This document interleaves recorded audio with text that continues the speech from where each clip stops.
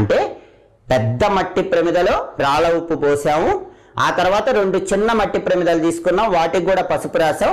ఒక చిన్న మట్టి ప్రమిద ఆ రాళ్ళ ఉప్పులో ఉంచి దానిలో కాసిన అక్షింతలేసి ఇంకొక చిన్న మట్టి ప్రమిద అందులో ఉంచాం. ఎందుకండి 2 మట్టి ప్రమిదలు ఎందుకు ఉంచాలి, ఒకదానిలో ఒకటని చాలా మందికి సందేహం వస్తుంది. ఎప్పుడు ఒక మట్టి ప్రమిదలో దీపం పెట్టకూడదు, 2 మట్టి ప్రమిదలు ఒకదానిలో ఉంచి ఒకటి దీపం పెట్టాలి. అందుకే ఆ పెద్ద మట్టి ప్రమిదలో ఉప్పు పోసి దాని మీద 2 చిన్న చిన్న మట్టి ప్రమిదలు ఉంచాం, మధ్యలో అక్షింతలు ఉన్నాయి.